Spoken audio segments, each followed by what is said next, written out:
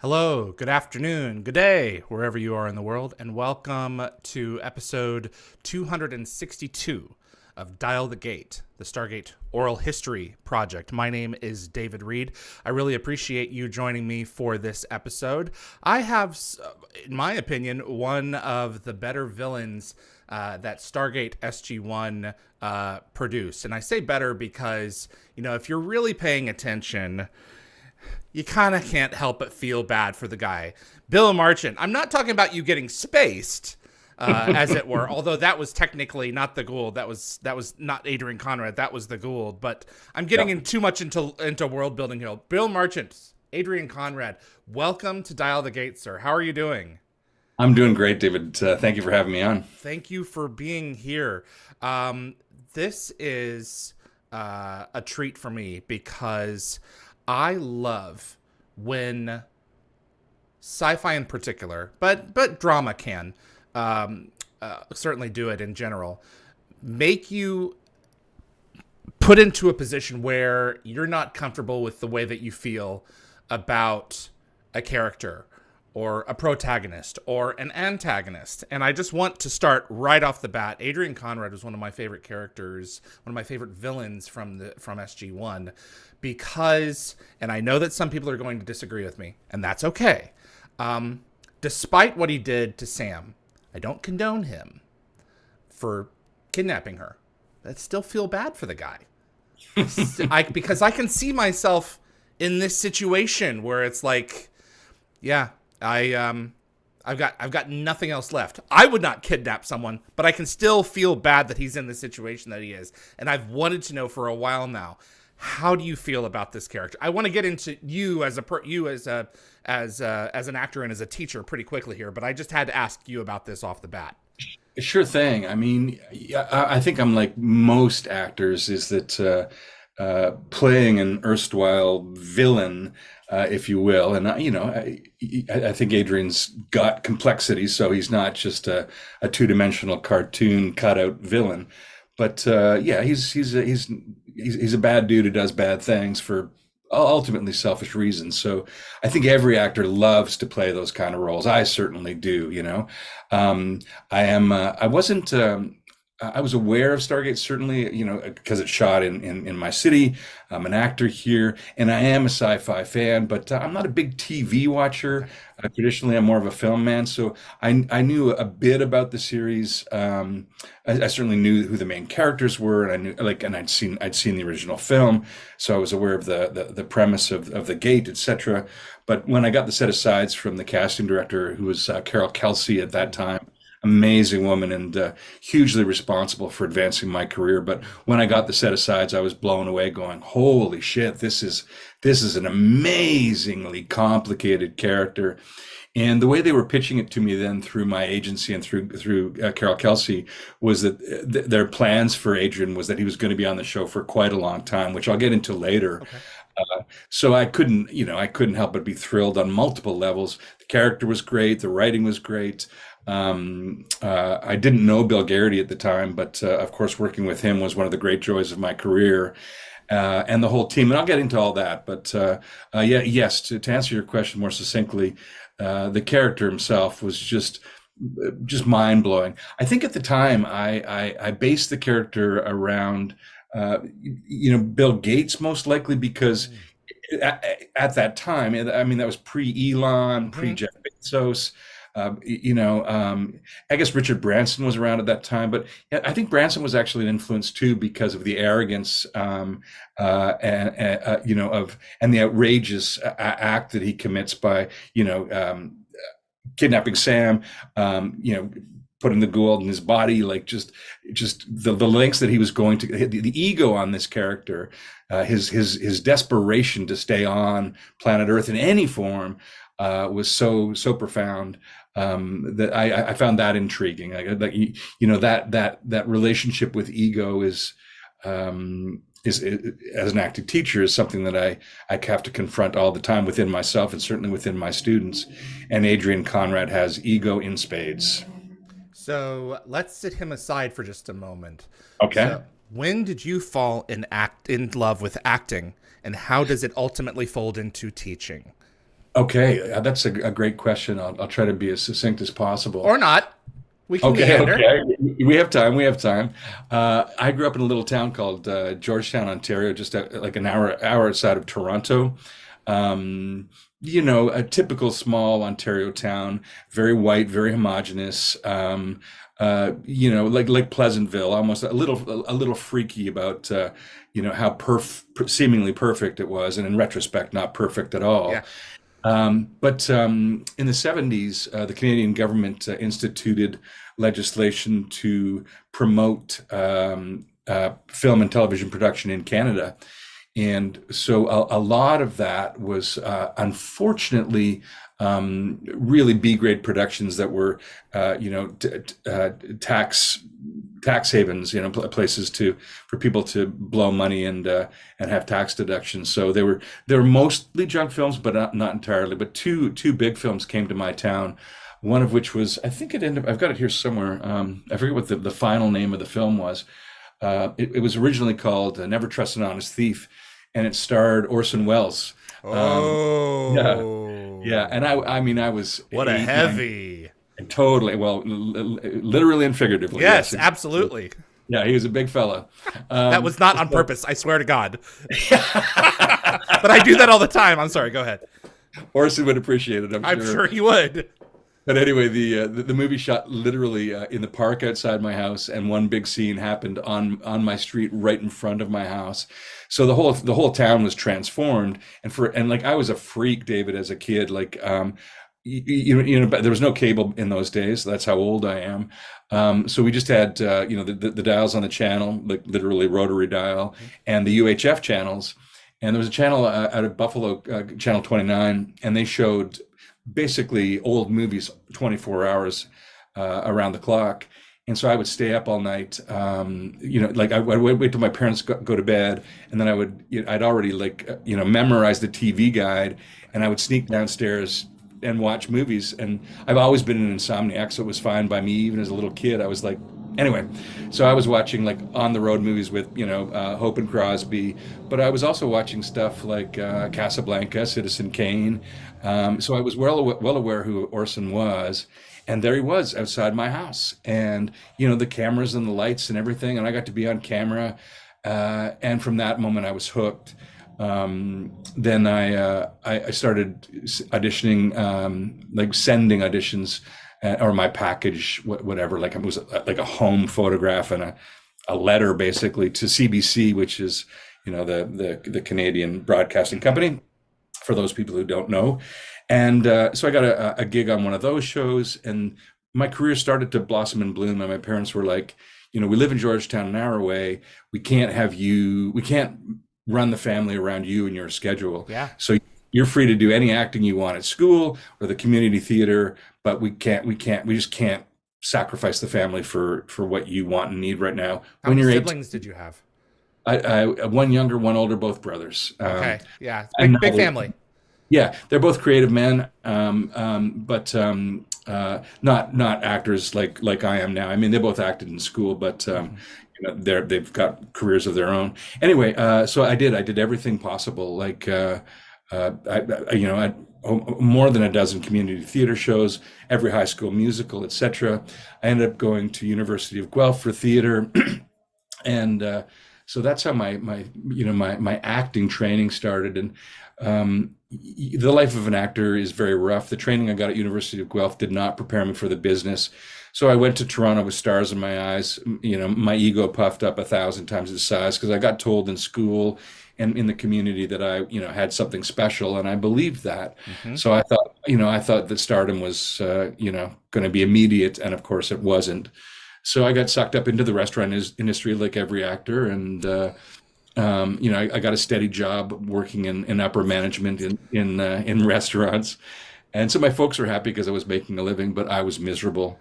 So at the age of 27, I moved to Vancouver, actually to be a writer because I've always been a writer too. So I really abandoned acting at that point. Um, and then ultimately, after a few years of really tough times, to be truthful, Hmm. I got back into acting, and And I started my own theater company with a woman by the name of Kate Tois, who's a local legend and genius. And then I got an offer after a couple of years to really be the architect and one of the creators of the acting department at Vancouver Film School. And I've been there for 27 years, which I can't believe. It's kind of shocking. So I think, as I said to you in our correspondence, teaching is really, I mean, I love acting and being an actor. I'm looking forward to my next gig whenever that rolls around. Mm-hmm. But I feel like my life calling is teaching. I'm good in the classroom. I'm compassionate to the young actor and what they're going through. I'm well aware of how difficult it is to take what's happening inside of your creature and put it so nakedly and brazenly in front of a camera. I think it's much more difficult than people think. It's easy to be good, but it's profoundly difficult to be, even approaching greatness, whatever that might mean in our field. So yeah, To put yourself out there. yes, yeah, And I've often find myself, I haven't acted since college, so what the heck do I know? But especially for introverts, it's a great exercise in exposure. It's almost like exposure therapy. Well, I can go out there, but it's not really me. I'm being led by a document. That is a very safe space. Even though I'm presenting myself, a facet of myself to people. And I'm sure a lot of what you go through in class, I'm sure you probably have done things like mask work and things like that, and other ways of articulating the psyche with one another and with the audience is very freeing. yep, yeah. I think you nailed it, David. I love that you talked about the introvert's relationship with the craft, because I think there's a long held belief, or a perception that actors are by nature extroverts. And though that there are of course actors who are, and and maybe they have an easier time of it because being in the public or being in the limelight, or just having that much attention on them, that's what they live by, that's what they desire. Whereas the introvert, myself included, I if I'm in public, of course, I can do it. I've got the skills to survive it, but then I have to retreat back to my home base and hide away for a couple of days or weeks to restore my energy. So I think I think you're right, is that a lot of introverts are drawn to it because you can be exposed, as you said, you can be out there, but you do get to hide behind, again, that word mask. I love that. You get to hide behind the mask of this character. And for me, I think, I don't want to speak for other introverts, but I suffer from a great deal of anxiety too. And when I'm working, teaching and or acting, it vanishes completely, because I'm so focused on something outside of myself that the cogs and wheels that whir and turn and twist inside my brain constantly, they still You for can't a shut them moment. off. You can't Right, shut them that's off right. unless you change your paradigm. Right, and acting is a different paradigm. So it's that's a total paradigm shift. And like a character like Adrian Conrad, the excitement there is, of course, you're in sci-fi. So for the child that still lives inside of me to play in that particular playground, God, it's just so thrilling, so exciting, so distracting from my woes and worries. My days on Stargate, though far too brief, Yeah. were as exciting as anything that I ever did. And I love those memories. And frankly, that's why I'm here today, because I am a shy, fairly withdrawn person and not prone to doing interviews. But my experience with not just Stargate itself, but the fans has been revelatory to me. It's just such a constant joy. I mean, that's over 20 years ago, I think, right? Are we Right. 22, 23? I'm not sure. 23, 24. Because Wow. it was 2000. Season 5 was shot in 2001. So 23 years. Holy, wow. Yeah, because Wow. September 11th was a shot during Menace. So that was later in season 5. So it's both feels long and feels recent. You Yeah, know, yeah, yeah. it's weird. Well, I mean, looking at young Adrian's face, I'm a little shocked because Adrian was like, he was a middle-aged person Uh at that huh. point. Okay, if I was middle-aged 23 years ago, that must mean I'm certifiably old now. So I don't know. It's yeah, Those tech billionaires, man. yeah, yeah, yeah. I worked at PayPal for about 5 years. I started off this was after my prop works time when I sold the Stargate props and costume pieces. And I worked as a phone agent for a year and a half and eventually got sucked into training. And it's teaching, essentially. It was exactly what Right. it is. And rarely in my life have I ever been as content. Hmm. My father was a flight instructor. Yeah. And so I knew that I had it in me, but I loved it. And if I could still be doing it, I probably would be. But there is something about imparting knowledge and dealing with different personalities and dealing with those personalities intertwined with each other Hmm. and watching them feed off of learning a new skill and adapting what you have to share with them to that personality. Like I said in the email, there are few jobs more important or rewarding, in my opinion, than teaching. I agree. Like, I mean, this is no secret, certainly on my end of the industry, but, out of, a class of 25 people, in the long run, if you're lucky, maybe five of those people will actually end up pursuing this as a career. Coming out of after, like right after graduation, maybe everybody plays their hand, but within a couple of years, most people have fallen away, and attrition takes its toll. So I've always looked at as my career as a teacher as more at just engaging with human beings and helping them just be better people, more compassionate, more open-minded, more playful, more accepting. And David, unfortunately, I don't know who to blame other than maybe marketing media, but Mm-hmm. and social media now too. But people are brutally unkind to themselves. Mm-hmm. And if I've had anything to offer as a teacher is helping a few people look at themselves and realizing that they have more beauty, grace, and love and play to offer the world than they knew that they had. And our capacity to diminish ourselves and to destroy ourselves, possibly through addiction, etc., is so profound. And it if as a teacher I've even helped one person navigate some darker waters and find their way through to a better place, then that to me is the ultimate fulfillment. Of course, as an actor too, I in film and TV you have very little contact with your audience, which again, Stargate has been such a gift because the audience is so present and engaged and vocal on so many different platforms that I have had a lot of contact with Stargate fans since I shot the show. But yeah, usually as an actor, TV actor, you don't get to meet your audience. So to be in the classroom and actually to have that kind of interaction with an audience is yeah, one of the most beautiful aspects of my entire life and history. Yeah. And in particular, with your industry, I'm curious if this is something that you set course with on day one. My minor was journalism in Yeah. college, and the first thing they said was, what did he say? It was basically, congratulations, good for you on setting your sights on a career that is not going to pay much.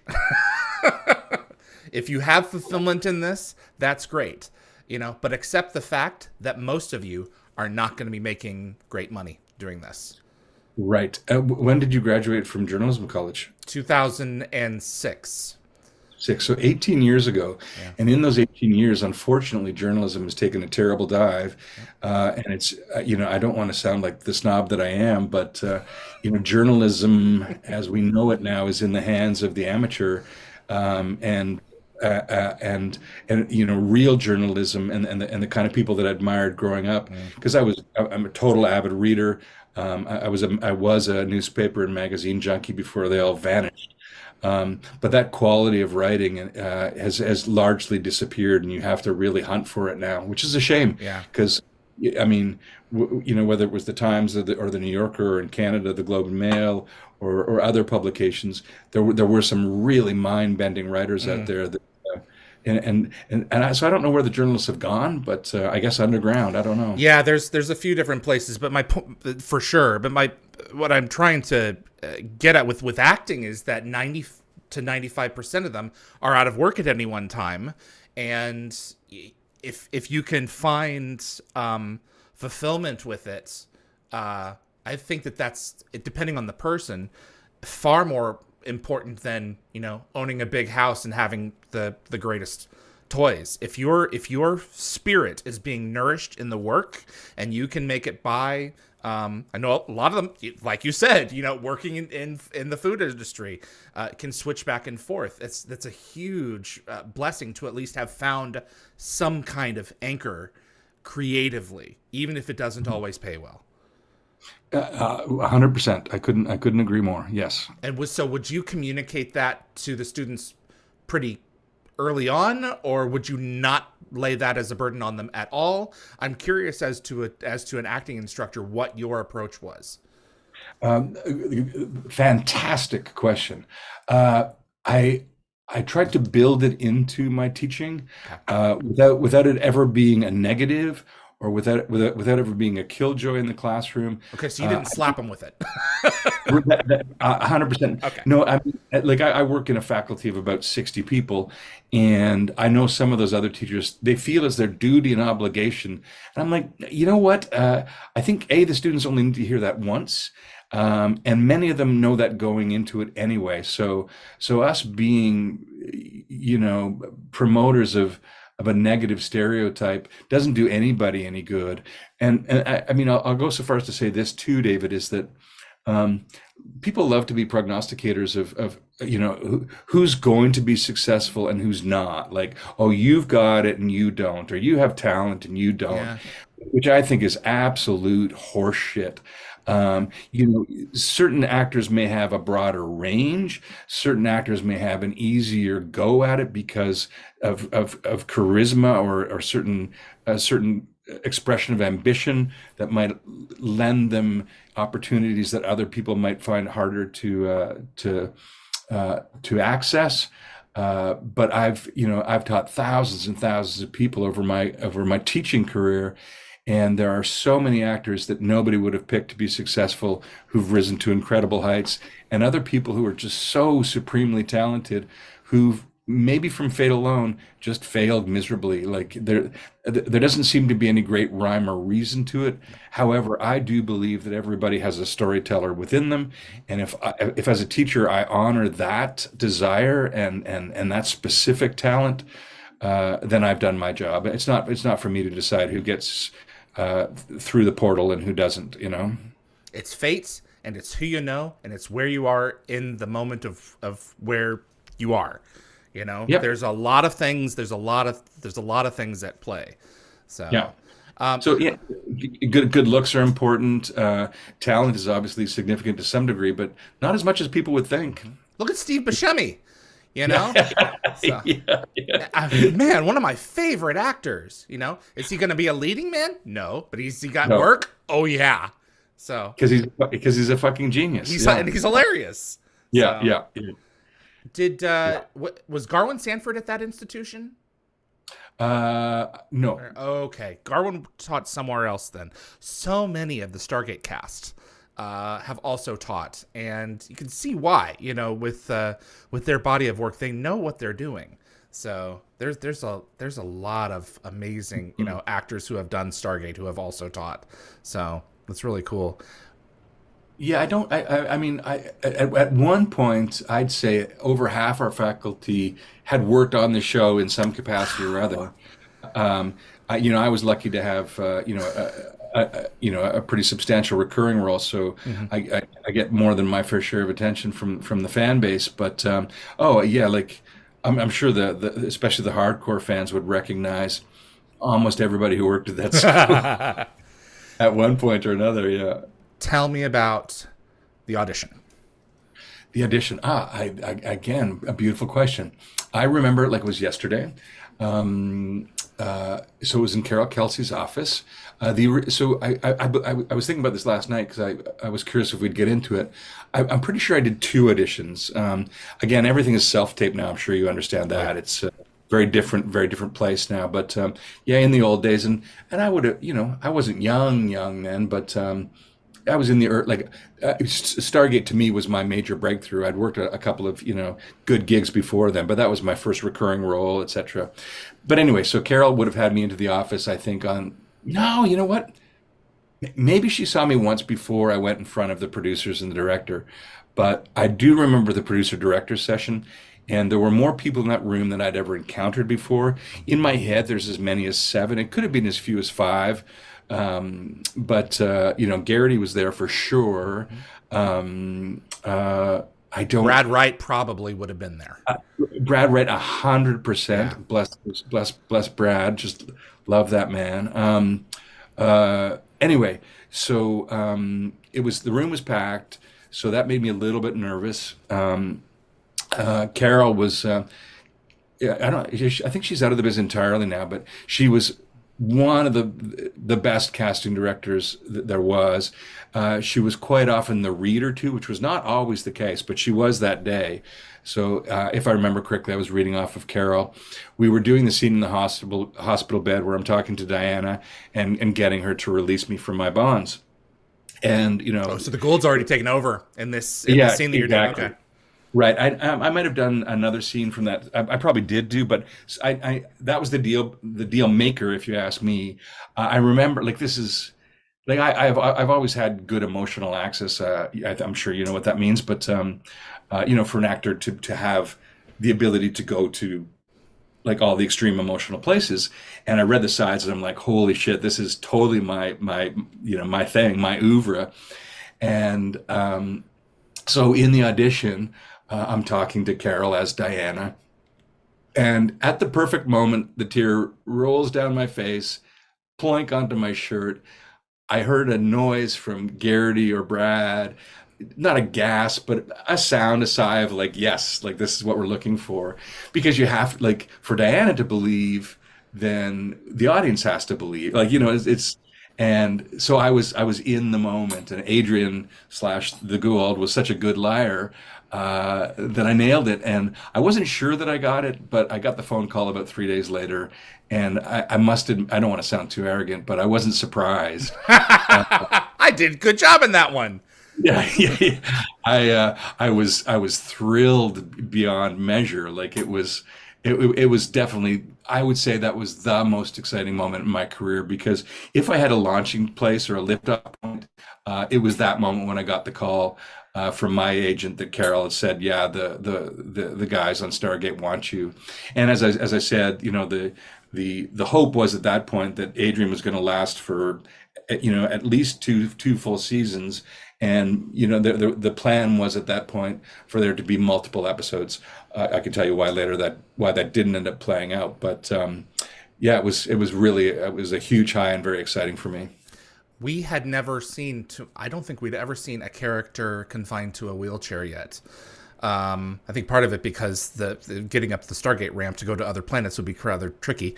But there was, it was one of those situations where when you're looking at the body of work that the show had done and where it was going, it wasn't surprising that the show asked the question at some point, if you have unlimited money and unlimited resources and access to knowledge of what the government is doing with extraterrestrials because you're running tech firms that are connecting with them in some way.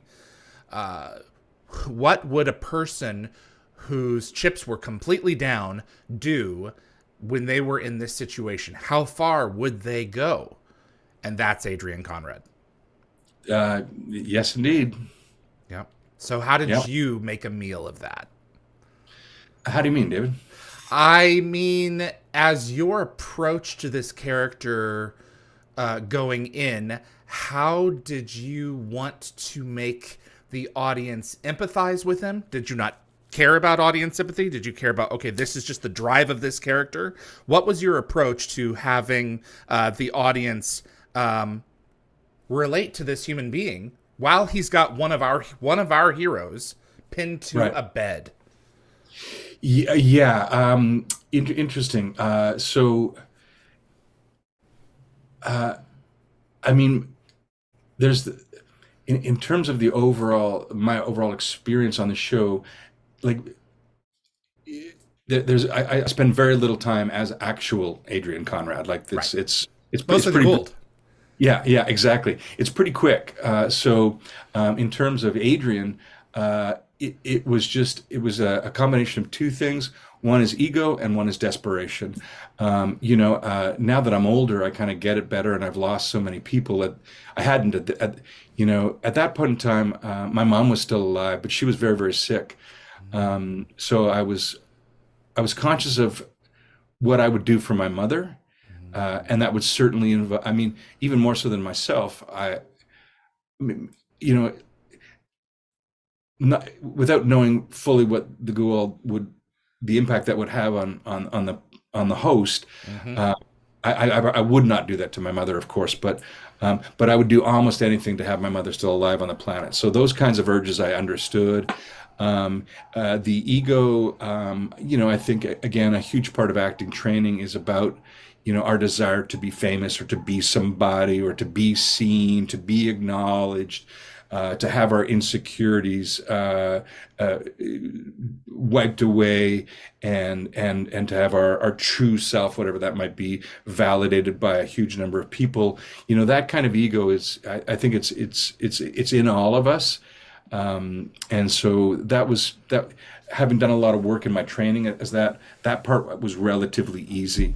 I think the harder part for me was playing him post-op or post-insertion, or is there some sorry. Implantation. There we go. Thank you. That's the word I'm looking Yeah. for. Right. Yeah. Post-implantation. It was just it was just dumb ass fun, because because I got to be, I like I as again a huge fan of sci-fi, and I'd Alien was an old film even by then. I don't know how old, but I think Alien came out in I don't know 78 or around. 79. Yeah. Right. And that movie changed my life Yeah. forever. So just the notion of having a creature inside me, maybe not a chest buster, but like there were or Carpenter's The Thing, right? Like again, like that was a movie that I saw in high school. So I think.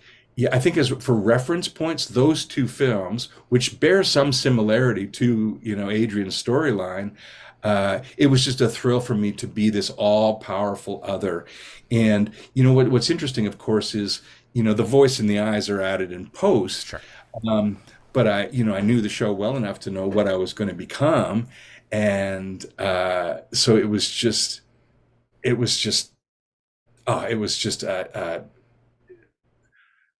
We're I, dealing with a creature that's used to being at the top of the food chain. that's right, that's And right. he's out of his normal place of worshipers, but he's still got that arrogance bug. Right. I think we're all prey to megalomania at some point in Mm-hmm. time, in some way, shape, or form. And I'm a pretty modest, gentle fellow, but I'm a complex human being like Yeah. anybody. So just for me to focus on those parts of myself that could, dominate, annihilate, own the moment, and because I'm all powerful. Oh my God, David, what a fucking, excuse my language. Okay. What a thrill that was. Like, it was, as I said, or as I was intimating it, I was a kid in the candy shop, and Gereghty on that first episode too, just one of the best directors I've ever worked with. Yeah. I mean, he was quite an. I can't imagine he's still around. Is he? I have not checked in on him in a while. Was he elderly He at the was. time? Well, he was probably my age now, but he was not a young man. Okay. You know, definitely a seasoned director, but such a sweet, playful, Mm, gentle creature. And I mean, you know enough about the biz to know that that's not always the case. mm, So to work with him was just wow. It was amazing. yeah. Um, I think I might have said this in some other interview before, but for those Stargate fans who are really into like Easter eggs and nitty gritty, there's a monitor beside the bed when I think it's post-implantation when I'm talking to Diana, and you can see is it a WG? It's probably a WG. It might be a BG, but either it's Bill Gereghty or W. Anyway, like the monitor lights spell WG or BG for Bill Gereghty. It's his cameo. Yeah, it's his cameo exactly. I think It's just someone posted a picture of that the other day and it was circled, and I didn't get it at the time. But now that you mention it, it's like, oh, yes, because all the directors had their thing. right, So, right. That's his Hitchcock moment. Yeah, yeah. absolutely. The Um, scene with you, and I do want to get to the Goa'uld, the scene, technically the Goa'uld, with Adrian and Diana, is one of the more complicated for us as a viewer because she doesn't know necessarily, otherwise she's crazy, that it can imitate, immediately has access to the knowledge of the person it's attached to. correct. Um, you're playing that in that scene, and if I remember right, there was a moment where it's almost a wink and a nod to the audience, even if it's just like a sly upward tick of the mouth, where you're talking to her and you're pretending to be him, but then you're not. How do you, as an actor, because we've had 2 or 3 guest stars who have had the privilege of doing this, how Right. do you balance that line, communicating, hey, I'm this guy, but I'm not this guy. And this camera over here, this camera knows that I'm not this guy. Right. Where's the Right. line? Oh, I'm Because you can intrigued by probably that. access that as a few different ways. Yeah, I mean, as I recall, again, this is a long, long time ago, but I I chose to play the scene Adrian forward, Mm. meaning that if there if you're seeing the Goa'uld in my performance, I don't believe that's intentional. Oh, Not to say that it couldn't be part of my subconscious too, because I'm thinking different things, and I remember that being a quandary to me of like, how much do I reveal, if anything, and I've always gone with as regardless of what character you're playing, I've just gone with my truth, me, the human being, meets the perceived truth of the character. So if I've done my work and my research, if I've prepared, then my and I trust that process, then my instrument will reveal all aspects of that.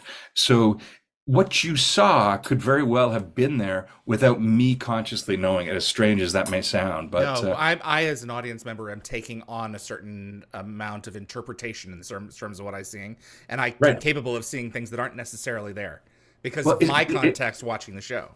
right, and isn't that the great thing Yeah. about, I mean, for me as an actor is like, I give you here's what I have to offer you, and then what you make of it. It's like being a writer. Like I'll write something, and my intention is X, but if you receive something else, that's the beauty of the art form. It's perception, and what you see is as valid as whatever it might be that I'm intending to offer. Mm.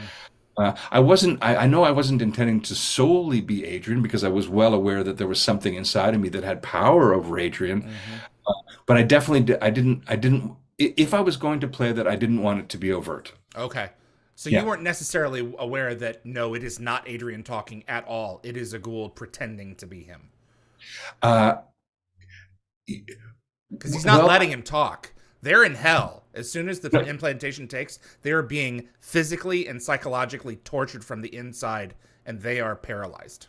right, right. Yeah. But I assumed, and I did know that because I talked about that with the producers and the director, and I did my research too, right? Like I watched every show up until my own. Mm. So I was aware of that, but I like the nuance of like, as you said, the Goa'uld has access Mm-hmm. to everything I ever have been, and my entire history, my voice and my emotions and everything. So his or their ability to play me inside my own body Exactly. would be supreme. Right. That's So what's so terrifying about it. right. So I thought rather than confuse myself with trying to playing two realities at once, if the Goa'uld is that good or is it has that facility to live inside my creature that fully, then let him do so. So now I'm vacillating, but I'll throw this. Okay, this is all delicious to me. The psychology of our greatest enemy in the show. So Right, I right, love it. yeah. We're eating it up. Yeah, I can remember, like, I think the actress's name was Carrie Genzel, who played Diana. Mm. Wonderful, wonderful actor. But I did enjoy in the moment knowing that I was manipulating her. Mm-hmm. Uh, but again, like is the Goa'uld manipulating her, or is the Goa'uld using, like, how manipulative was Adrian? He's a fucking tech billionaire. Yeah. For sure he would have skills of manipulation of his own. Yeah. So Yeah. how much does the Goa'uld have to assert itself in order to access Adrian's own, selfishness and manipulation? Yeah, so from someone who I'm just digging this from Yep. someone who knows the show backwards and forwards, the personality is fully suppressed. They are in a nightmare. Right. The Goa'uld accesses all of that knowledge and experience that the person has possessed, and with its own genetic memory, uses that to then make a mask of the person and project them outward, while the person inside has no control and yet is fully aware and is being tortured. So Right. if someone who's later has the Goa'uld removed, they tell the audience and the people, I couldn't stop it. I reached Right. my hand out to kill my brother-in-law. I couldn't stop it. And so he has been completely taken over by this thing, who is But, just but loving however, manipulating them.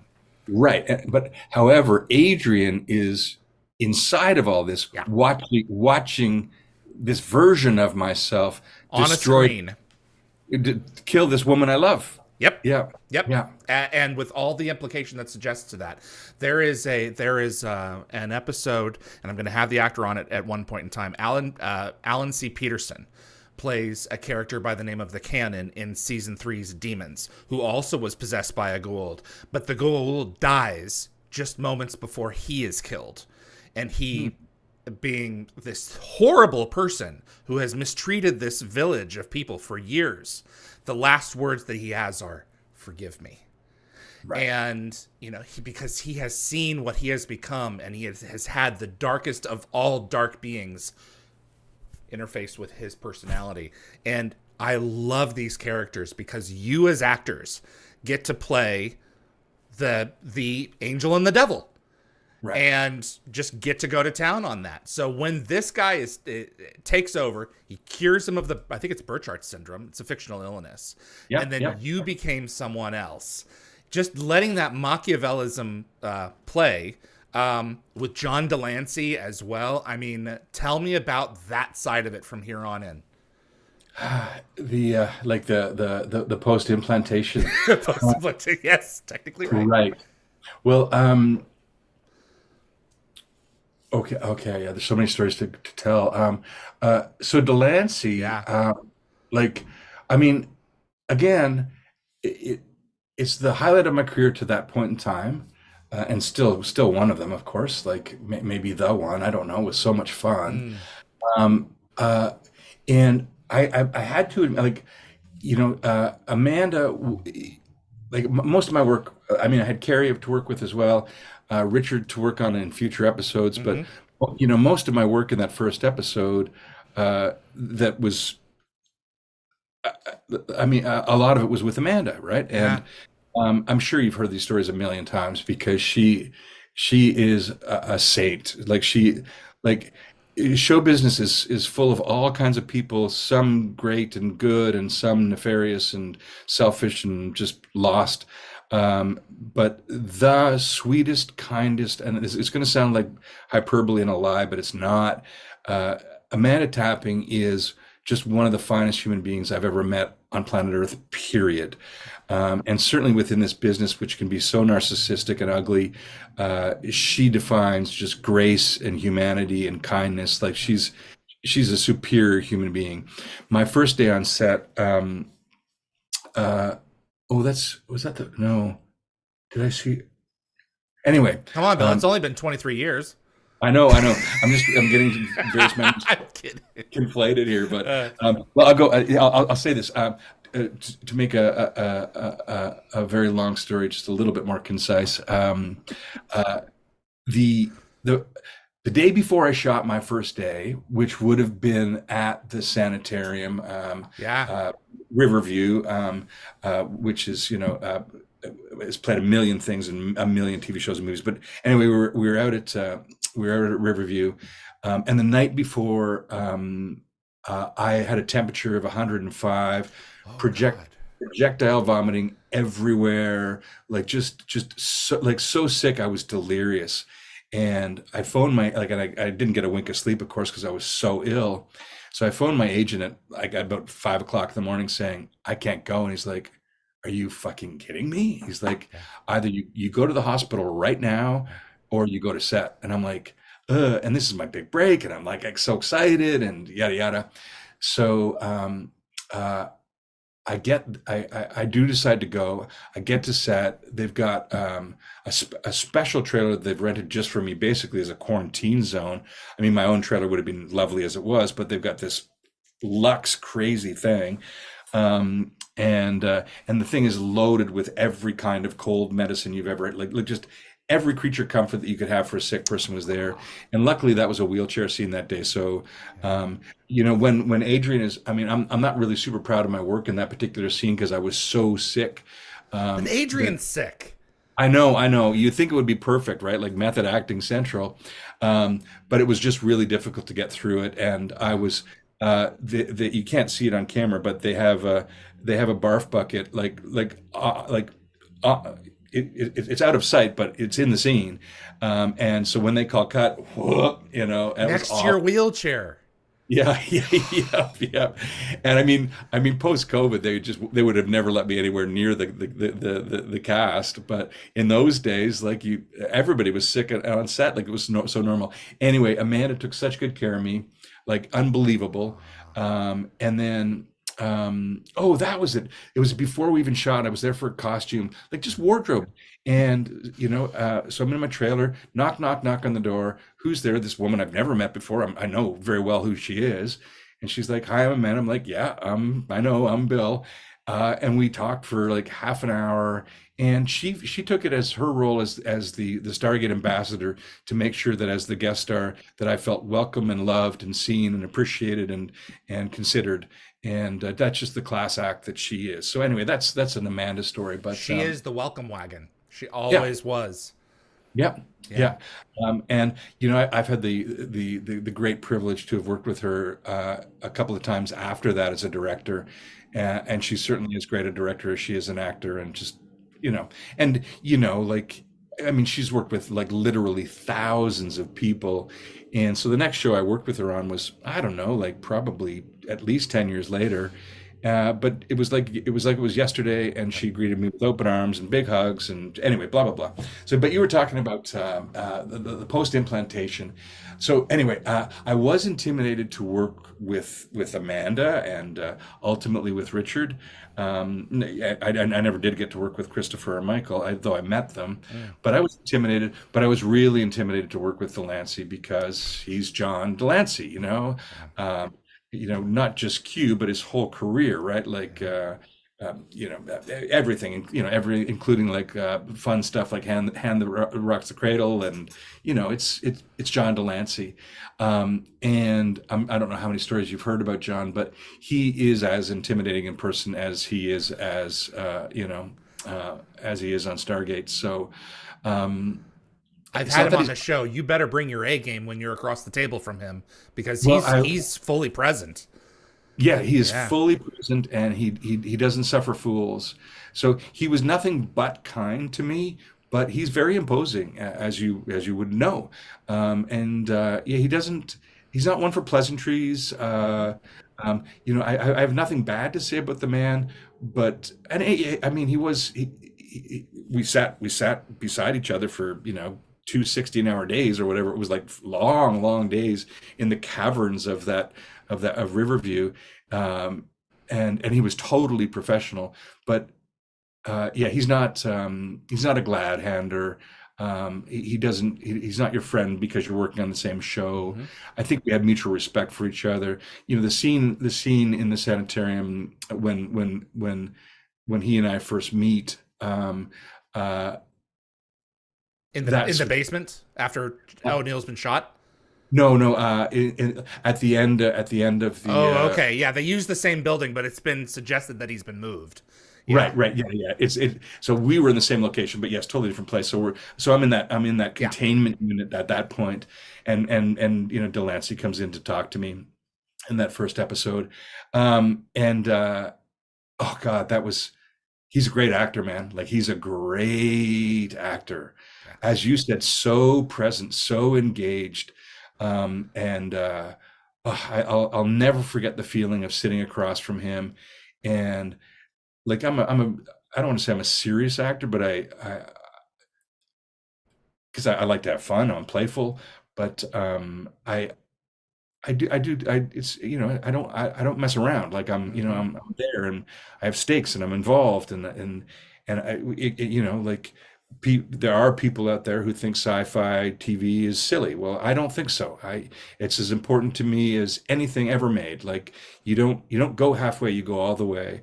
And Delancey is certainly that guy. Like, he's not messing around. It's like he's doing Shakespeare on, at the old Vic. Like, he's just, yeah, full on. And yeah, what a joy. Like, I haven't seen John since I died. Yeah. You both died. Yeah, yeah, yeah, yeah, yeah. That's true. We did. Yeah, I know, and that I know the fans were like freaked out by that. Like, they weren't expecting him to go. No, that was No. a great switch. Yeah, Two yeah. two bad guys for the price of one. I know, I Um, know, I know. Yeah. Anyway, but yeah, I hope I get to work with him again one day, because he's just a superior actor. Absolutely. The Goa'uld, despite their arrogance, they all have distinct personalities. And this one, I really got the impression, um, just hated every human that he came across. Like, you guys, you think you have me, and for now you do, but I have thousands of years of memory, and Yep. I'm going to outlive every last one of you. I'm going to have my way. And anytime that he's making eye contact with either Simmons or O'Neill or Mayborn, it's these snake eyes that are coming out of your head. He's looking at them like a meal.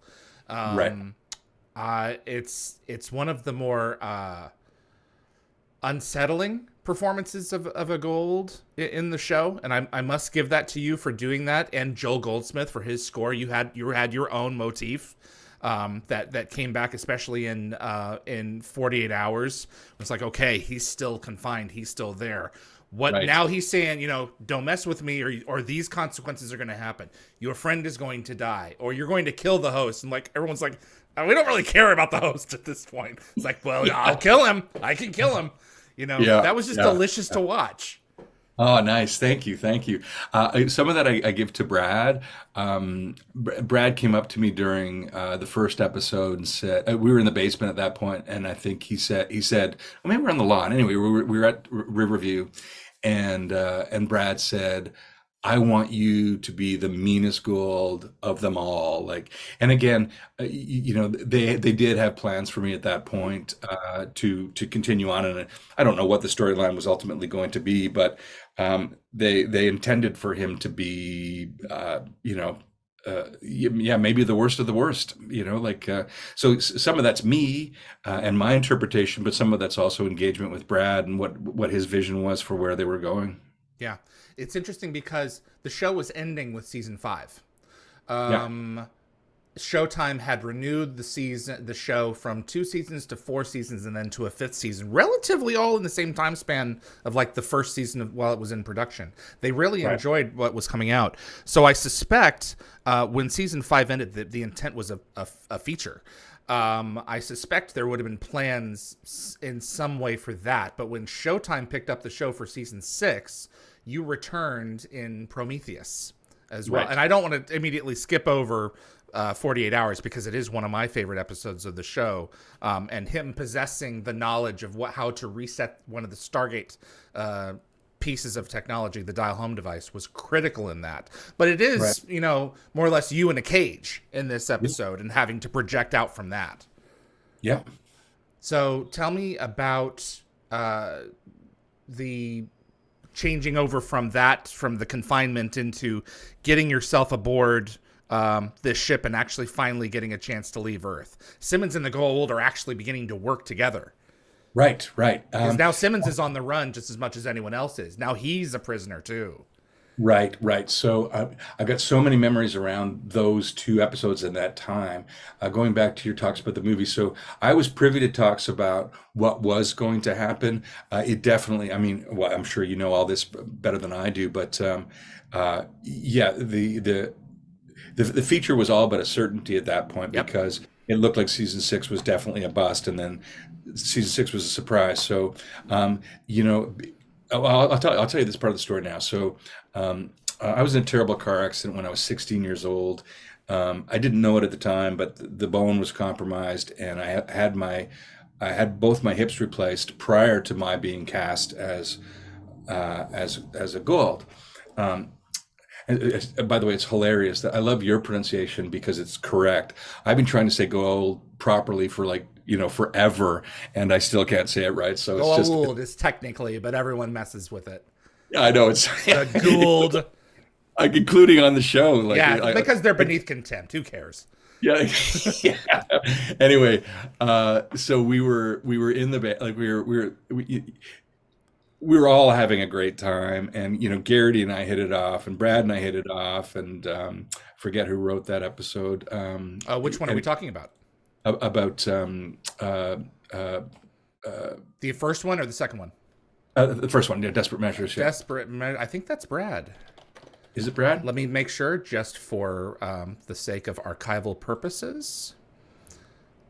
Spank me, Rosie. Joseph Malazzi and Paul Mully. I'm sorry, guys. Okay, so I was even talking with those boys too. Yeah. Anyway, so because they were heavily involved, obviously at that juncture, and I think I think they were active. I could be wrong. I could easily be wrong, but I think they were actually working on the feature at that point in time. Wouldn't Anyway, be surprised.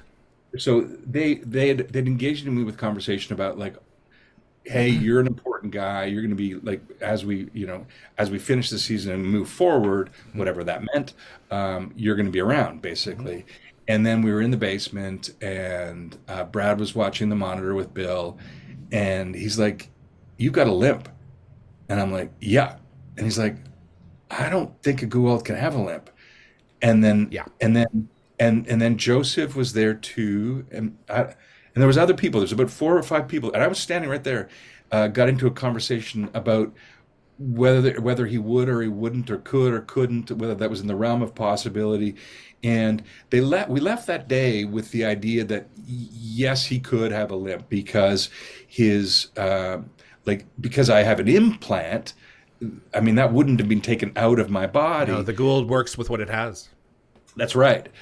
So we left with the idea that even though it wasn't a perfect reality for them, they could live with the idea of me having a limp. And then I was told later by my agent that's why they killed me off, was because, and it was so abrupt. So I don't know that to be true, decisively, but it probably is. Like it You just. think so? I think so. Yeah, yeah, yeah. But again, it's showbiz, and they were in a period of transition, so nobody knew exactly what was going to happen. Nobody knew about the Showtime deal at that point, of course. Maybe it was in the works. I don't know, but anyway, so I was, I mean, 48 Hours was already written. Yeah. So I was definitely going to be around for that. Yeah. And then all of a sudden, and then I can't remember the name of the episode. My character got referred to in an episode afterwards that I wasn't actually in the episode, but they talked about Adrian Conrad. Do you remember that episode? I don't know. Between 48 Hours and Adrian Conrad, and Desperate Measures, No, there are references to him because that's an ongoing thing. Right. Yeah. Okay. Yeah. So anyway, I was included in the discussion, but my character had vanished at that point. Yeah. And then in Prometheus, I'm just I've got a couple of scenes and I'm gone. Anyway. So your agent told you that this was the reason. Yes. Yeah. I mean, I got the script for Prometheus, and I turned the page and I was like, shit. I was just following along, and like nobody told me that I was going to die. My agent didn't know. Nobody knew except for the script and me in that moment. And that's how I found out, was just reading the pages. And, I harbored some hope, and there was some discussion that maybe he could come back. I mean, like anything's possible in sci-fi. And I know Amanda was quite, she was quite compassionate about the whole situation and hoped for the best. But that story ended with Prometheus. But back to your discussion about the character. It was, it was so, again, there's so many stories, David. I think this is sort of like a sidebar story, but one of my heroes in the city, I did not know him, but I think Vancouver's greatest actor, and I still believe this to this day, such a great artist and wonderful human being, is Tom McBeath. And Tom is wonderful. I love him. He's a dear friend. Yeah, and he's a very dear friend to me too. And we got to do a play after that, and but that was the first time we'd met. And I'd seen him in a production of Who's Afraid of Virginia Woolf here in Vancouver, and up until that point, the best acting I'd ever seen was in New York City. And watching Tom on stage, it was a good production, but Tom was definitely the shining star. And I thought, fuck, I want to work with that man one day. And lo and behold, here comes 48 Hours. And, I knew he was Mayborn before then, but I hadn't met him. And we hit it off like that, and just had such fun working together. And, I was really hoping that storyline would take off, and, that Tom and I would get to work together again, but that it didn't play out that way.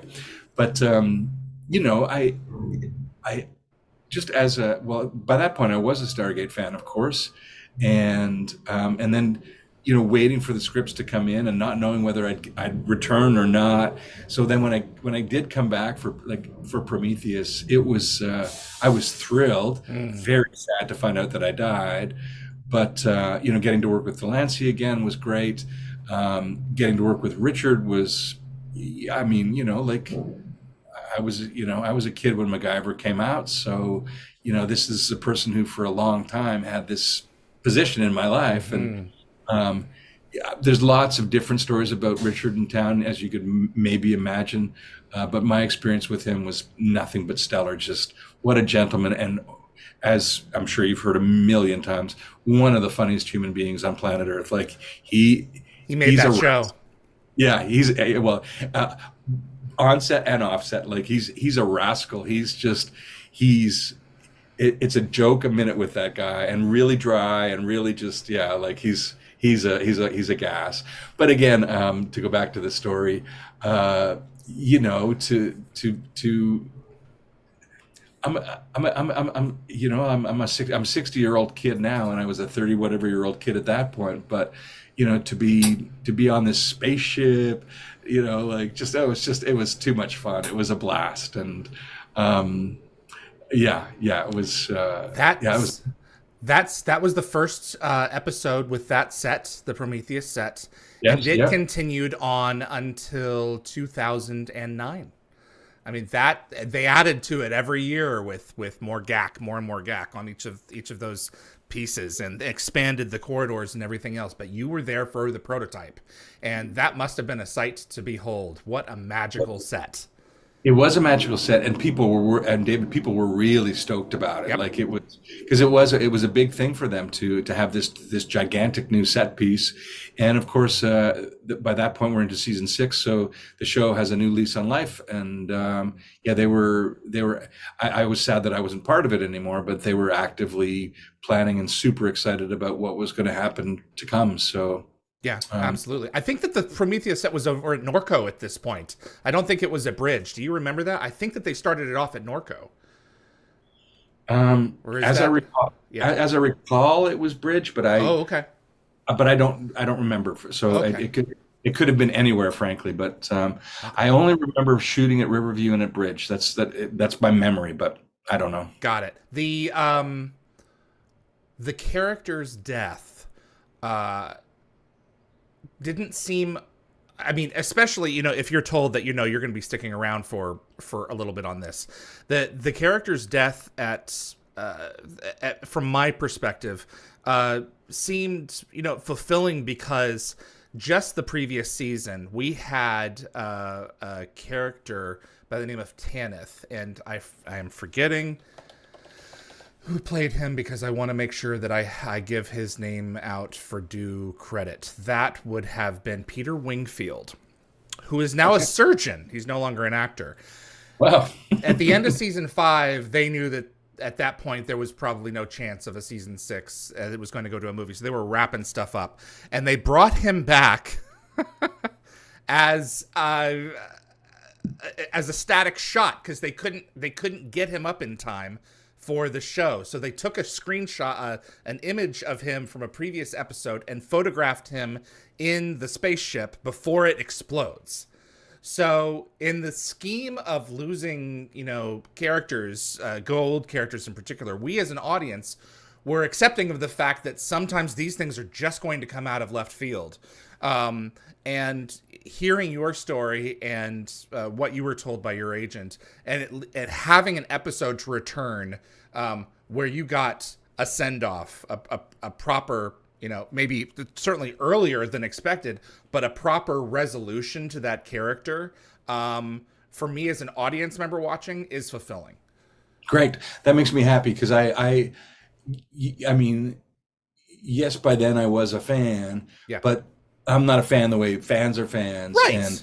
and the investment that you have in characters as real Stargate fans, it's just different. I've met so many now, like literally hundreds of people over the years, like either in a professional situation or just randomly on the street. People are like, well, when I used to look more like Adrian Conrad when I was younger, but I definitely got spotted because the fans they're so into it and so rabid. Like Yep. you're not going to walk anywhere without getting noticed if there's a fan around.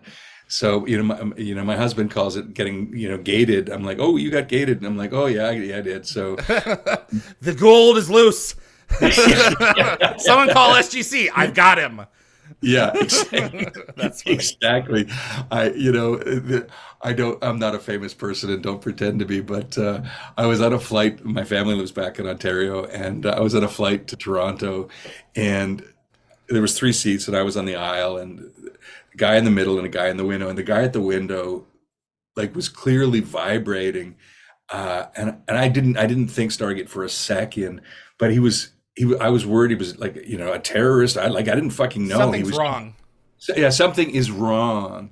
And then eventually the guy in the middle is like, he's like, who was that guy's brother? He's like, he turned to me, he's like, excuse me, I hate to bother you, but would you mind talking to my brother? He's totally freaking out. And I'm like, I don't understand. He's like, Stargate. And I'm like, okay, so and yeah, like it's over the years, like people have taken me out for like people like there's these you might even know these women.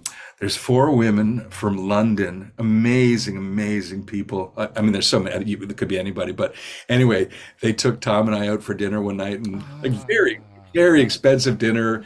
And they I don't know how they got my contact info through I think through my agent, Yeah. but they would you want to go for dinner with Tom and some fans? I'm like, absolutely.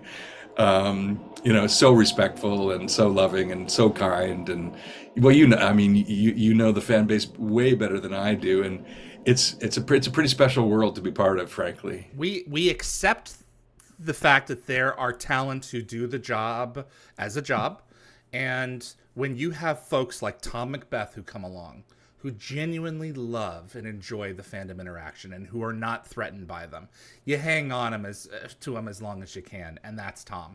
So Yeah. Oh my God. Yeah. Like he's just salt of the earth. Like he's absolutely. and a brilliant actor. Like Can I the show best. a personal off-topic story real quick that Of has a course. similar experience? I was Yeah. flying up to Vancouver in 2004 for a Stargate convention. And I have this long conversation with this guy sitting next to me, and we talk about what I was going up there. Really nice guy. Talk about what I was going up for. He knew Stargate. He knew that it was, the big thing that it was up there. Yada yada. We land in Vancouver, and I get off the plane, and someone comes up behind me and says, "How was he?" Uh, How was who? The mayor, Mayor Campbell. And I was like, Larry Campbell and I had a conversation for 2 hours, and I didn't even know it was the Vancouver mayor. Wow, I love that story. I'm sure Larry is a legend in this city, Yeah, and they built a TV series around his life as a coroner, yeah. and yeah, like just wow, You wow, never, wow. you never know. No, yeah, So yeah. that's funny. Any That other stories from production or from your experiences with Stargate that you would like to share before I start winding this down with some yeah. fan questions? I've really enjoyed picking your brain and pulling back the characters, because this has meant a whole lot to me. We don't get to really the Goa'uld are so accused, and in some cases rightly so, of being flat comic book villains. But most of them, when we get to spend time with the characters, are not that.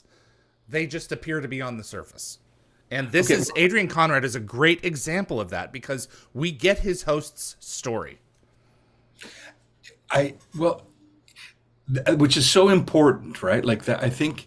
I mean, for whatever reason, David, this character, it seems to really resonate with people, and the amount of attention that I've gotten in the last 23 years because of Adrian Conrad is outrageous, and I've often wondered that. Like I'm like, what is it?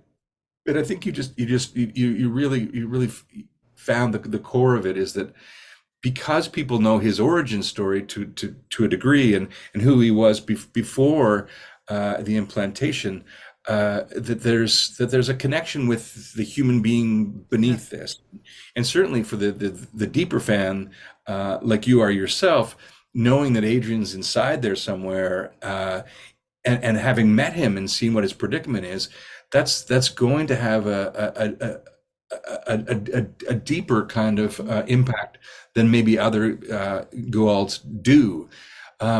So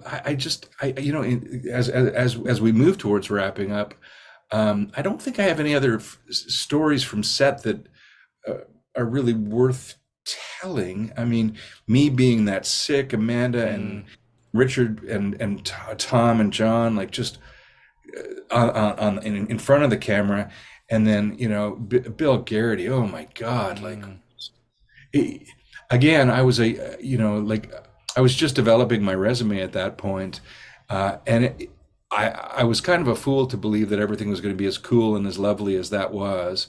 not that I don't really have many horror stories to tell, but Mhm. it was never that good again, frankly. It was never any better than that. Like I've had wonderful experiences, and the last movie I worked on was it's a very strange indie film called Corner Office with John Hamm, and I could talk for an hour about Oh, that. good actor. Yeah, very good actor. Incredible actor, and it was deep in the heart of COVID, so it was crazy. I did a series for CBC called Strange Empire, which was really ahead of its time, and unfortunately got canceled after one season. So I've had some real, and not to mention my own writing and theater career as well. But I'll always look fondly, at the Stargate experience, and I'd be a liar if I didn't say that somewhere, somehow, wouldn't it be cool if it got resurrected in some way that saw the return of Adrian and or just me as an actor. Like I'd play any role. Like It's not beyond the realm of possibility. The sale of MGM to Amazon is complete, and they are working on something Stargate related. The question is what, and the question is when. I fear that it will not be set in the right universe, WRIGHT. yeah, But villains and heroes never truly die in sci-fi. that's right. Yeah, that is true. That's all there is to it. Yeah, yeah. It's yeah. It's worth repeating that. It was a truly, truly wonderful experience for a young actor to play with those kind of people at that caliber at that time. It just, Mhm. yeah, it couldn't have been a better experience. I mean, apart from the fact that I got killed off, and I understood if indeed that was the reason why, and that it could be just conjecture, that might not be true, but whether it's true or not, I still got, 3 great episodes out of the deal. Got to work with some fantastic people, and I still run into crew members, and I see Amanda occasionally, and we all look back on those days as being halcyon and just better times. The industry has changed, Mhm. and it's a colder place now, David, and it's unfortunate because I mean the quality of material can still be great, but it's much more business than it ever was, and it always has been. I'm not a fool, but those were better days in my opinion. The Zoom, and this is informed by lots of conversations with actors. The Zoom auditions are impersonal and suck. Yep. The taped ones, at least if it's live, you're having a conversation with a casting director who wants to maneuver you into the correct interpretation that the director is looking for, or a series of them. But when you are submitting a tape for a character, you have a million different avenues to go down. And how do you pick the one that you think will be a lock? How do you do it?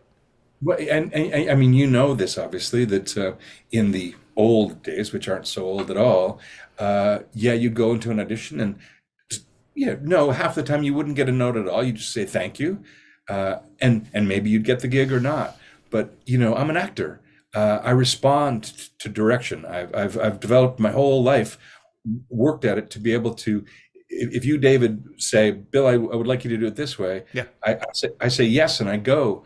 And there's no opportunity to show that skill anymore. And the feedback that we're getting from industry now is some regret because they've cast people off tape who aren't able to replicate A, what they did, Right.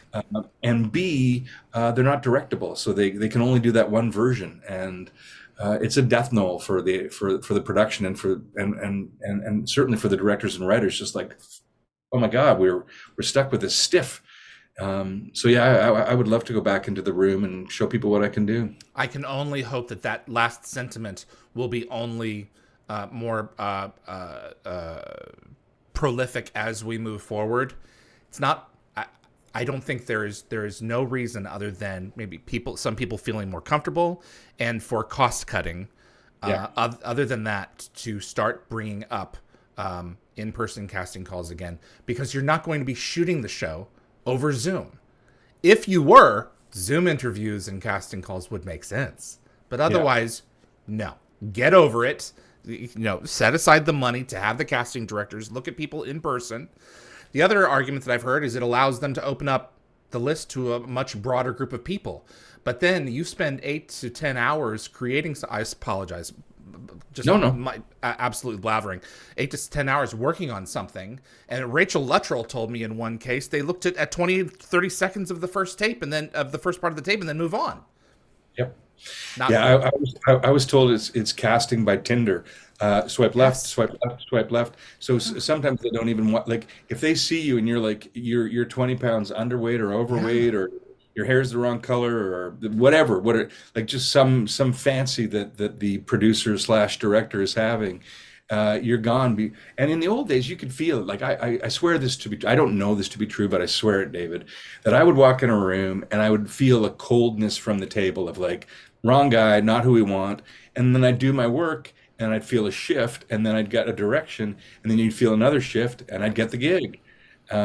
Because talent is it's a mutable, changeable, adaptable thing, and that's my great gift is the fact that I can take direction, and I don't get to show off that skill anymore. And most of the time you don't get feedback. No. That Rachel and Tori Higgins were saying, even a thank you, at least give the actor something that he can chew on for the next one. This was good. This was not good. Go work on this. How can you elevate yourself as a performer to become the next best version of yourself if you have no feedback, if it's just you and a lens? Right. I'm sorry. I'm ranting. No, it's good. And the casting directors, they themselves quite often are not privy to whatever information the producers might have, because all they're doing is just making sure that they get the tapes, and they might not even be in the room or get any feedback whatsoever. So if I don't get the role, I don't know why. Like, or even if I get close, I don't even find out. So. Yeah, it's the last thing I want to do is end this incredible interview with bitching and whining about the state of the industry. But let me say that I'm hopeful that we've long said that talent will win out, and I think that at the end of the day that will be the story. We'll return to a much more human way of doing this because it's better for the product. It is. Do you have 10 more minutes? Because I've got fan questions. Sure. Tricy Sport? We're going to go with that one. This is going to be an unfair question, but I still like to see you dance with it. Was Adrian Conrad a good guy or a bad guy? Adrian Conrad. Well, he loved Diana. Like, even though the Goa'uld is in control in that scene, he's still using Adrian's memories and sensations and feelings. And here is a man who, in relationship with this woman, is warm, gentle, loving, and kind. It's all manipulation at that point because he's a puppet. But I think he's by definition, he's a brutal and ruthless business person. He has to be the billionaire that he is. But I never chose for him to be a bad person at all. I don't think he's not some great humanitarian. No. But I did base him to some degree on Bill Gates, who is a very flawed man, but who is a great humanitarian. So to answer the question most fully, I'd say he's a dangerous man with some really great qualities. It cannot be ignored that he refused to kill Sam. Yeah. The doctors were like, he told us that we're not going to do that. So yes, he's willing to capture her, but no, he intends to set her free. I think that's important because we can't know his life, surrounded by worshipers for years, getting access to whatever he wanted. And still there are some lines that he will not cross. Yeah, he's going to borrow her for a few days, but he will not kill her. And then that decision is overridden by people who are under him. Yep. So, the other thing that I think is important to point out is we don't know if Diana is dead by the end of that. She may be unconscious. I went back and rewatched the episode, but you think that I think from like a Goa'uld perspective, to torture the guy that is hosting him, I think that he did. I think she's dead for sure because to the Goa'uld, she's a distraction, an obstruction. She's a waste of time and space. Yeah. And and if my take on the Goa'uld is correct, I don't know if there's pleasure there, but just killing somebody is absolutely nothing. And she's a problem, so she's gone. Hmm. Yeah, why Sam doesn't get killed, I never really did wrap my head around that, but well, she still has value to the Goa'uld. So Yes. Yeah. Her yeah, intelligence. Yeah. yeah, and her knowledge and yeah, and yeah, her connections. It's like her whole world. Like that's she's an in to him. So Hmm. yeah. This is a deep one. Foul Rabbit. In your years of acting and teaching, what one situation has given you, or one that you can recall, has given you your deepest imprint as an actor that you use in your everyday work, an accomplishment or a failure? Wow. Okay. I love that question like a lot. It's kind. I don't know if the question's esoteric, but my answer will be. I was rehearsing a play that unfortunately never got produced. It just the production fell apart. But we were in rehearsal for at least 6 weeks. It was a play called The Crackwalker by Judith Thompson about people in Ontario who are living on the fringes of society. Very people who are not blue collar, but literally just barely surviving. A very beautiful play, but very brutal and very harrowing. So the director I was working with, Catherine Billings, she would do these as part of her directorial process. It was a sense memory exercise where you would sort of free associate in character based on prompts made by her, the director. And something happened that day where I let go of my need to control and to intellectualize and to understand the process and live freely inside of it as a playful, wild, chaotic thing. Still safe, Hmm. but safe to do dangerous work, if that makes sense. And that moment has stayed with me ever since, and I use it in my teaching and my acting all the time. There is something to be said about crossing a certain Rubicon in our minds, in whatever it is that we may be doing creatively, giving ourselves permission to be free. Yes. Um, some people, can't get themselves to it. Other people are like, hey, whatever happens next, it's going to be interesting. Yeah. So I Yeah. completely get that. That's a cool story. Yeah. Thank you. Anonymous, how was working with, is it Yolandi and Ninja while working on Chappie? Oh, holy shit. Well, I wish that I'd actually worked with them. Okay. The Chappie experience was and good bill spotting there. Yeah, I mean, I think that is an outrageously underrated movie. It's got its problems, sure, but Neil got slammed for it so unfairly. He's so It's such good. He's it's so brilliant. it's fun, it's beautiful, it's heartwarming, Yeah. like any Blomkamp picture, miles ahead Yeah. in terms of the technology. So I think I was probably part of a rewrite, and I don't know, I don't even know if I don't think the whole movie was shot in Vancouver. I don't think it was. Mm. But Neil, certainly at that time, was based in Vancouver, Hmm. so they did these reshoots. There was three characters: a social worker, myself, and a psychiatrist, who pop up as talking heads in the film. And I was an AI expert. So I got to work with Dave or Neil for a couple of hours, but I had no contact with the rest of the cast during the production. But it was a fantastic experience. Neil is one of the most intense people I've ever met in my life. Very fucking scary. Just He you knows know, what he wants. well, he knows what he wants.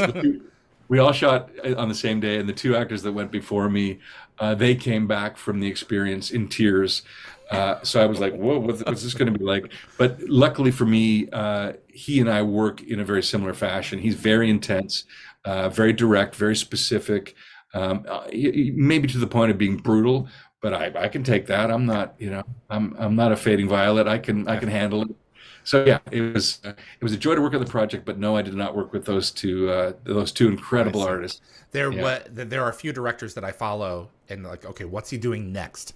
And he is yeah. one of them Well, for and sure.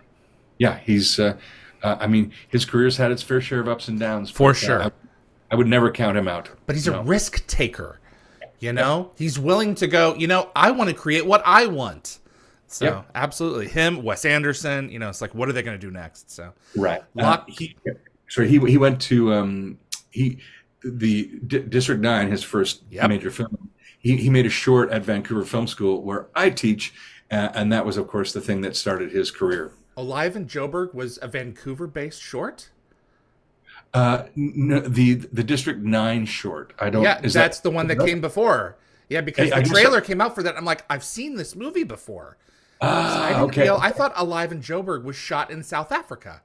It could have been, but I don't Yeah. think so. I think it was set in South Africa, but probably shot in Vancouver. I did not know that. I had never seen anything like it when it came out. It was so good. It's like, this guy's got talent. And then District 9 came out, and it was like, this is the same one. So, It could have been that he did a project at VFS that led to the short film that led okay. to District 9. So, but Wow. the origins of District 9 uh, came from VFS. So, yeah. Got it. Absolutely. Do I have time for two more questions? Sure. Yep. Okay. Yep. Marcia wants to know, you got to work in a Godzilla movie. Doesn't every actor want one of those? How cool was that? It was super cool. If she can spot me, I'll give her $100. Yeah, if I had $100 to give, I would. Oh, It was tremendous. Like the Muto yeah.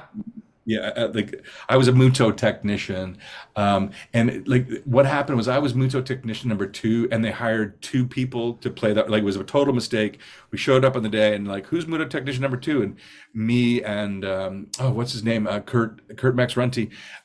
We both put up our hand, and so Gareth said, "Okay, you get these lines, you get these lines." So I got the shitty lines. I got to make this cross, have a reaction. And I was there for like, I don't know, at least 5 days. It was like, feature shooting, right? So it was Hmm. like really intricate and setup after setup after setup. So it was so fun. We're working with a green screen. So of course it's just your imagination. And they showed us pictures of what Muto would look like. And it's Godzilla, of course. And I was a Godzilla freak when I was a kid. So that was really fun. But the highlight of that for me was, I don't know if you know, one of these actors, you probably know both of them because you're that person, seem to know, yeah, you seem to know everything about film. But I got to work with Sally Hawkins and Ken Watanabe. I was with them all those days, and Sally Hawkins is a British actress. Did a movie called Happy Go Lucky that is probably one of my favorite films of all time. Directed by I'm drawing a blank. Genius director. And Ken Watanabe, of course, is just a legend. So the fact that I got to work with them was the highlight of the experience for me. Absolutely. And the last question, audiobooks. I think that I have Branded by the Pink Triangle.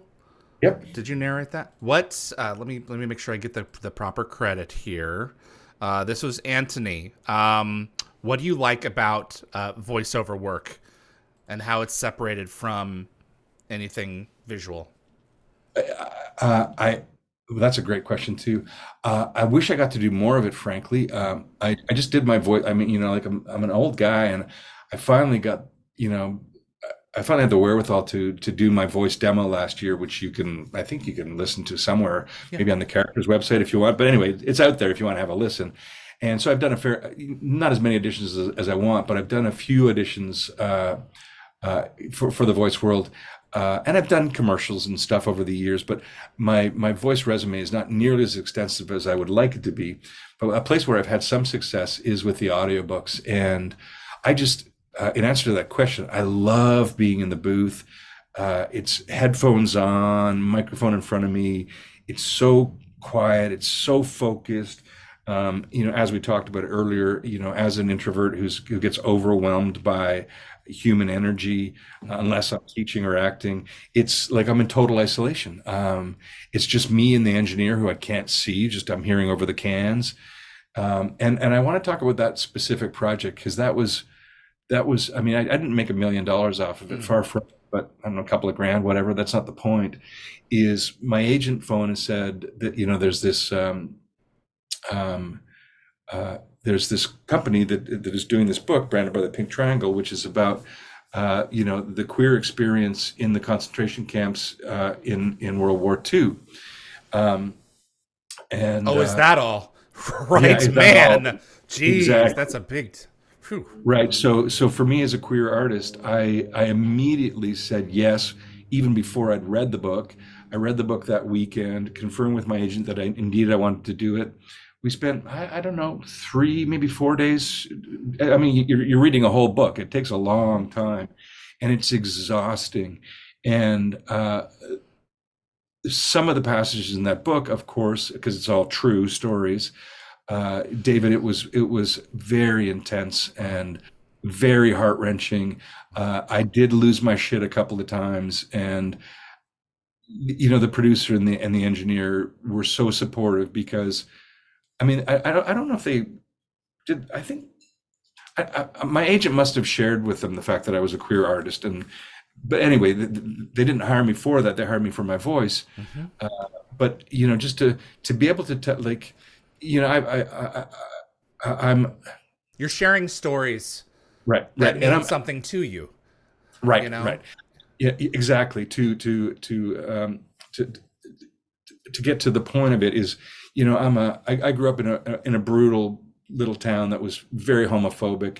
I think I'm probably a straight acting person because whatever queer behaviors I might have had were literally pounded out of me by bullying and brutality.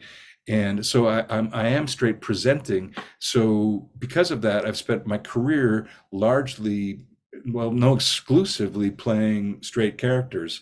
And I have, there's nothing wrong with that. It's work.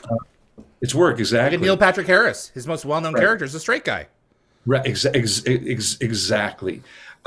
So for me to finally have an opportunity to live within my body and my truth and my experience and tell stories that impact me and mean something to me, Mhm. that was a really powerful and redemptive experience for me. Just beautiful. Very troubling and disturbing, of course, because those stories those stories don't get easier. Far from it, they get more uncomfortable over time for me. So, But they need to be yeah, shared, and yeah, you've been hallelujah, given that opportunity to do it. So, yeah, hallelujah, yeah. yeah, I forgot who that was, but thank you very much for that question, yeah, that whoever was that was. Anthony. Good job, Anthony. He's one Yep, of my thank you. moderators. Bill, this has been great. I really appreciate you taking the time. I really appreciate you still being aware of the material and being able to delve into the psyche of your character, because it has been nearly 25 years. And, I've get many actors who are willing to come on, but they only retain so much. And you can only ask so much of them. So to be able to really be succinct and drill down with you on this and to get to know you as a person has been a gift to me. So thank you, sir. Well, same back at you, David. This has been such a joy. You're an incredibly gifted interviewer and interlocutor. It's just this has been a real joy. Who cares why? But I'm going through a pretty challenging period in my life right now, and I'm okay. But Okay. to have a laugh and to go back in time and to share some of these stories and to just to communicate and play with you has been a tremendous gift in my day. It's been wonderful, and I am here for you if you ever need to communicate. I am thrilled to have a number of the Stargate talent, still in my sphere. We all need one another, and we all need the ability to harken back to the things that are in our careers the most, and in my case as a fan, the things that are most pure. So the fan base continues to grow. It's not shrinking. There are fans continuing to be born that their parents are getting them sucked into this thing, and Yeah, they yeah, have. yeah. It's important for them to have places like Dial the Gate, and to be able to share these stories out into the future as we continue to move forward. So thank you for taking time to share your story. You're very welcome, and again, thank you. Absolutely. And to anybody who's listening out there, who's keeping the flame going, hallelujah! Thank you so much. Thank you, Bill. I'm going to go ahead and wrap up on this end. Okay. It's my pleasure to have you. All right. Peace, David. Thank you so much. Thank you. Bill Bye-bye. Marchant, everyone. Adrian Conrad in Stargate SG-1. This has been a real treat for me. I've had the privilege of having, over 200 of them now, folks on the show. And one of the things that has been continually surprising to me, and it shouldn't be, is how fresh these stories and perspectives are. There's just so much there. So it means a great deal to have Bill on to make the show continue to be possible for you guys. Dial the Gate. We have another episode heading your way. If I can get my buttons right, this evening. So I just got rid of the thing that I needed to click on. Isn't that great? All right. So we have coming up tonight Heather E. Ash, writer and story editor, Stargate SG-1. She's going to be joining us this evening at 5 p.m. Pacific time. I know that's a little late for the European audience. I do apologize. We had to accommodate her schedule, but it'll be on the rewatch as well. We're going to cover the last remaining number of her episodes that we didn't cover previously. And then on this coming Saturday, June the 22nd, 12 noon Pacific time, Christina Cox. She also played a couple of different roles in Stargate SG-1 and Stargate Atlantis, so we're going to have her on to discuss them. And I'm in talks with another actor right now. We may have another actor to be fitting in with her this Saturday. So please keep it. My point is, please keep it on dialthegate.com for all the updates in terms of when we're going to have people, because that can change real quick. And be sure to hit the bell icon as well if you want to get notified about when episodes go live.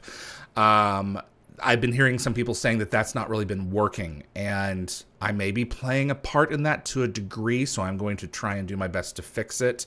I don't want to post the upcoming live shows too soon because people going through it, scrolling through their feeds who never are around for a live show, who always catch it later, tend to unsubscribe. And so I'm trying to tighten that down as much as possible by just posting the live stream just a few hours beforehand. And my understanding is that the bell icon, that the reminder goes off half an hour before and when the show goes live itself. So long and the short, I'm going to work on that. I've got a number of pre-recorded shows that are being constructed right now that are going to be heading your way this July. I'm largely going to be taking July off. I'm leaving home for a little while to do some traveling, but on the weekends, we're going to have some pre-recorded episodes, interviews, and specials coming to you throughout July. For the weekend of July 20th and 21st, I will be back. That's just before San Diego Comic-Con, where we'll be shooting the Stargate 30th anniversary special there as well. So there will be at least one weekend in July. But I'm trying to bank a few more of these episodes before we go into this pre-recorded void for July.